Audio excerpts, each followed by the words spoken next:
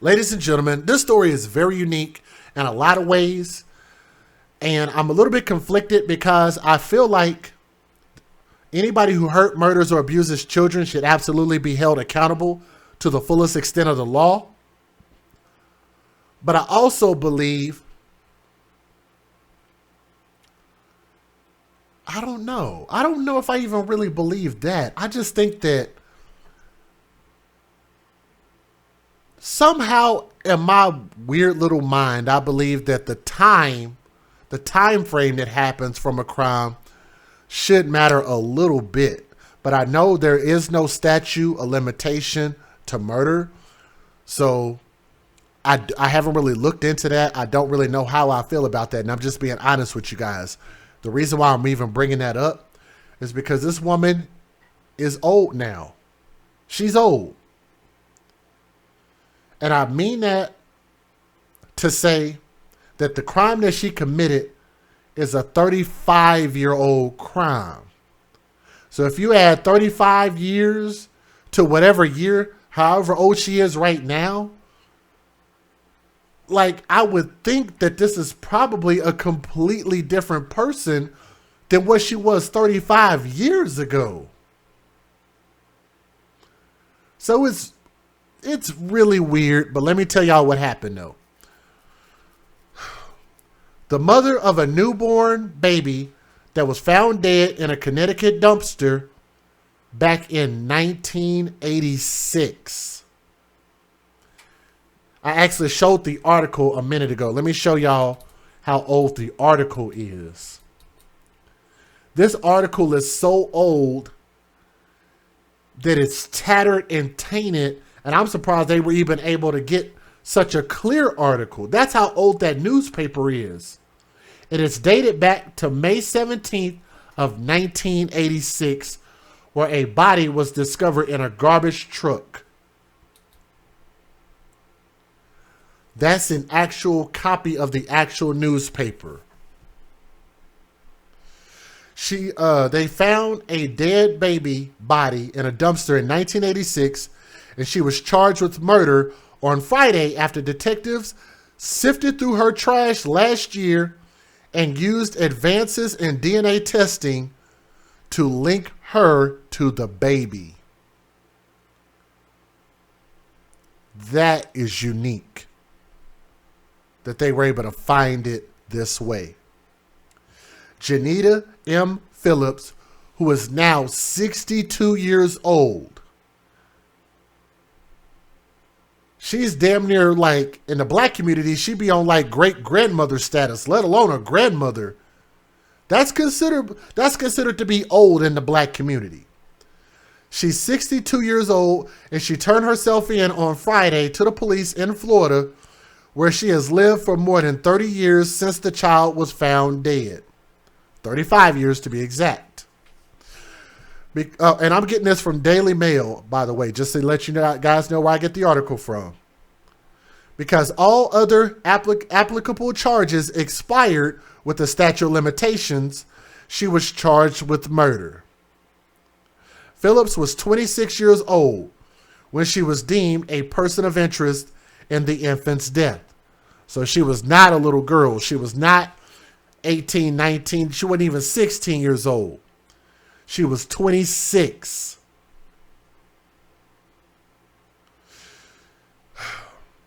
The boy's body was discovered by sanitation workers emptying a dumpster outside of her apartment at 27 Havemeyer Place in Greenwich on May 16th of 1986. Detectives noticed that the towels in Phillips' apartment that she shared with her husband and then 2-year-old son matched those wrapped around the discarded infant. However, more substantial evidence was needed to charge the woman with the crime, and the case went cold when she and her husband, Jerry, moved to Lake Mary, Florida, soon after she was interviewed.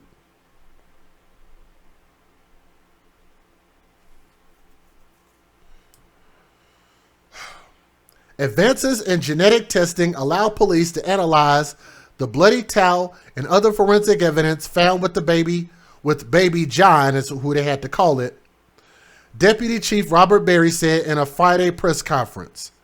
Then Greenwick detective Christy Garardi and a Florida sheriff's deputy were sent out to stake out the couple's trash bins in June of last year. With a discarded Q-tip, detectives determined that Phillips was the mother of the long-deceased child.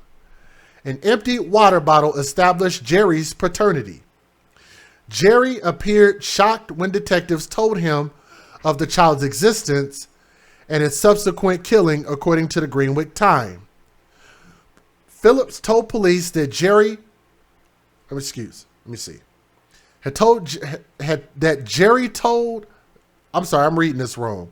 Phillips told police that Jerry had told her he didn't want any more children after her first birth, and she managed to hide her entire pregnancy from him and their families until she gave birth at their apartment. Something about that just doesn't even, I don't know how she was able to hide that. That don't even sound right. I just remember I didn't plan for this, Phillips told police more than 35 years after she gave birth to the child, according to the affidavit. She barely handled or looked at the baby in a brief moment after his birth, she said, because he would make the situation real. A medical examiner determined shortly after the boy's body was found that he had been strangled to death. Yes, he was a newborn baby. He was strangled to death. I didn't want to crash my husband's dreams and fall down the rabbit hole of having a bunch of kids and stuck with bills and not being able to care for them or get to achieve his dreams, Phillips, who admitted to the murder, told detectives. The Greenwick Times reported that Janita Phillips worked at a Saks Fifth Avenue on Greenwick Avenue at the time, where her husband worked as a fashion designer, suit maker, and custom tailor.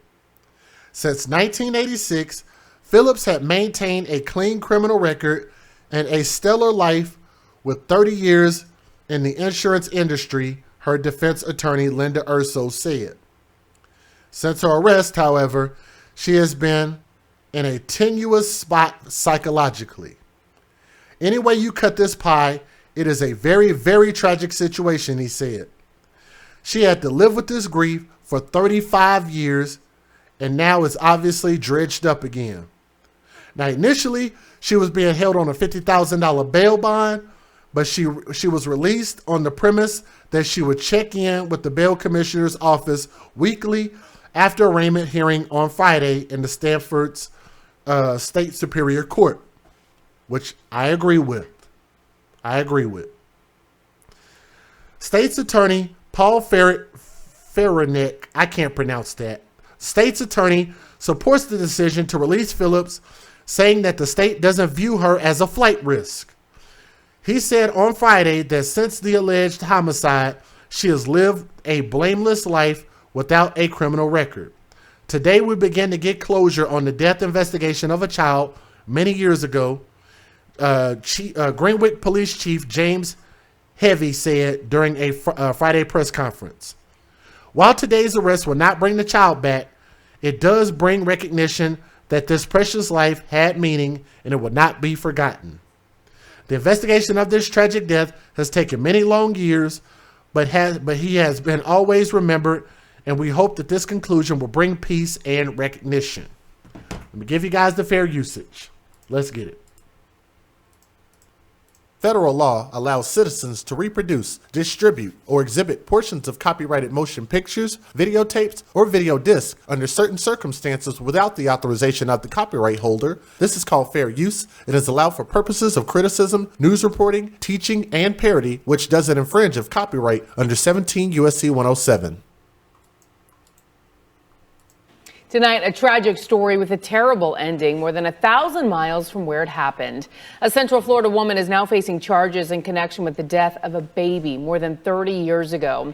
News 6's Nikki Zizaza explains how police in Connecticut tracked down their suspect.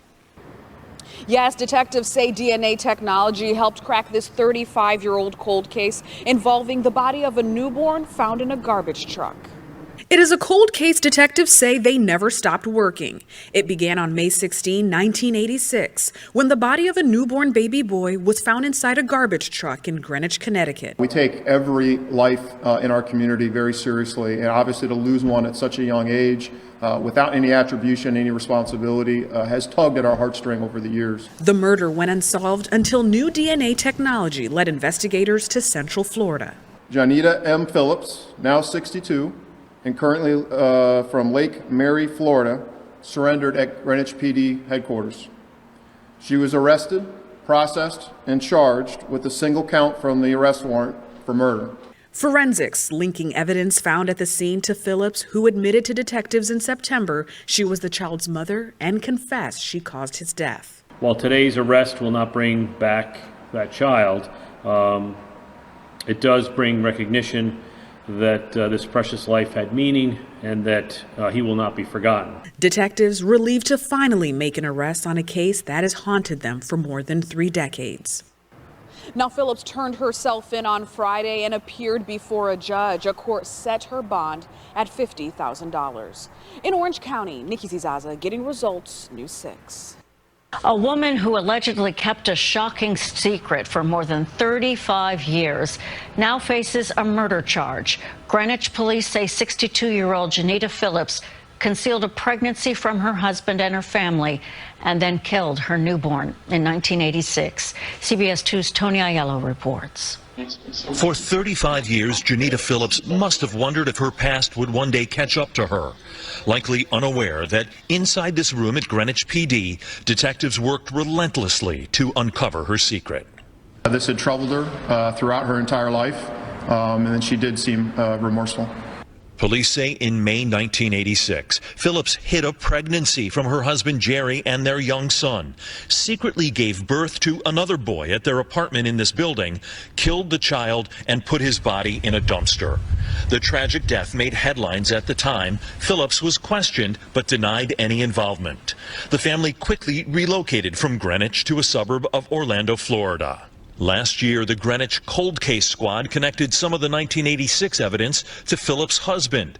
Cops secretly retrieved garbage from their home in Lake Mary, Florida. Police say DNA testing confirmed both were parents of the dead newborn. We take every life in our community very seriously, and obviously to lose one at such a young age without any attribution, any responsibility, has tugged at our heartstring over the years. The arrest warrant says Phillips confessed to the crime, blaming stress and her husband's wish to have no more children. It's a very, very tragic situation, and she's had to live with this grief for 35 years. For now, the charge against Janita Phillips is murder, the only charge applicable given the statute of limitations. There is every indication this case will result in a plea deal to a lesser charge, bringing closure sometime next year. At the courthouse in Stamford, Tony Aiello, CBS 2 News. And police say after an initial denial, Phillips has been cooperative and surrendered voluntarily. A judge ruled she's not a flight risk, released her without setting bail. A Florida woman is in police custody accused of killing her baby decades ago in Greenwich, Connecticut. Police say 69-year-old Janita Phillips turned herself in Friday morning. The baby, nicknamed Baby John, was found dead inside a dumpster in 1986. A medical examiner determined the baby was born alive and strangled shortly after birth. The case went cold, but in 2019, police used forensic testing to link the boy's mother to the scene. Investigators tracked her to Florida, where they say she admitted to killing him. Katie Johnston for CBSN, New York. New tonight, a decades-old murder case in Connecticut is solved, but the suspect was living right here in Central Florida. Fox 35's Danielle Lama is live in Lake Mary tonight, and Danielle, police say this woman hid her guilt for more than 30 years. That's right, Luann. And part of this investigation, it really played out like it was part of a movie. Police were staking out the home, waiting for the suspect to take out the trash to get some DNA. And they say that they found a Q-tip in a water bottle that had DNA matching the baby's mother and father. A 35-year-old murder cold case led detectives from Connecticut to this Lake Mary home. Honestly, it makes you feel like you really don't know who you live around and who you can trust. 62-year-old Janita Phillips is accused of killing her newborn son in 1986. According to court documents, the baby was strangled and left in a dumpster in Greenwich, Connecticut. Investigators talked to Phillips at the time, but no one was arrested. Fast forward to 2019, police say they identified new DNA evidence. In 2020, they began staking out Phillips' home on Humphrey Road in Lake Mary. Neighbors noticed. We saw unmarked police cars. They wouldn't really tell us what the story was about. Police say they took Phillips and her husband's trash and were able to link their DNA to that of the mother and father of the baby. After confronting Phillips this September, investigators say she confessed. She indicated during her interview with Detective Gerard that she did not inform anyone of her friends, family of the pregnancy. She told police she was ashamed and devastated. She went before a judge on a murder charge. Any way you cut the pie, it's a very, very tragic situation, and she's had to live with this grief for 35 years. And we did reach out to Phillips' husband today. I was able to speak to him on the phone. He told us no comment. We're reporting live in Lake Mary. I'm Danielle Lama, Fox 35 News. Okay, let's have the difficult conversation. Here's the difficult conversation. You murdered a child. Even though abortion is murder, because that's exactly what it is, that's at least a legal form of murder. So are we really, righteously judging? I'm not so sure, to be honest with you. Because I think murder is murder. But one is punishable by jail.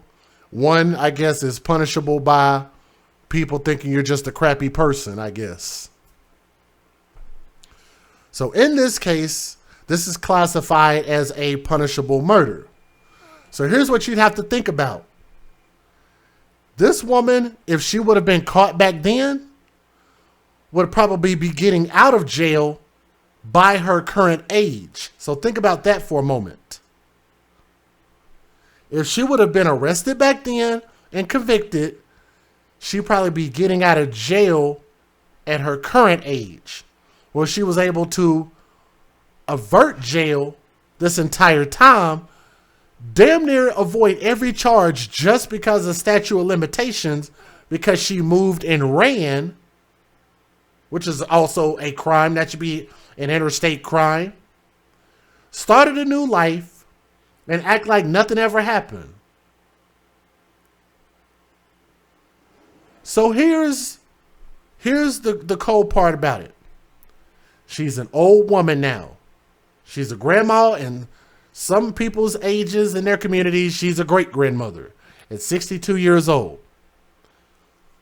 The real question, is she going to be convicted? Is yes. Yes, she's going to get convicted of this. That's pretty easy. They're going to get a conviction. But how much time in prison should she have to do now at 62 years old? That's really what I want to hear from you guys. I'm not sure if I can give you an answer, because she should have to absolutely do some prison time. Are they going to try to plea it down, make some adjustments, get her as minimal time as possible? Probably, yes. But they still need a conviction just on record and close this cold case. I want to know, do y'all think she should get life? Should she get 20 years? Should she get 10, 5? Should she get no time? Just because too much time has passed. But I want you guys to take a vote in the comment section and let me know what you think. Like I said, I can't even give you anything, but I think she absolutely deserves to feel what it's like to be in prison, regardless of the fact that she hadn't done anything wrong since then. Sometime, but 0 time, I don't agree with that. But let me know what you guys think in the comments section. R.I.P. to Baby John, because he didn't have a name. R.I.P. to that precious soul. But let me know what you guys think, okay? Thank you.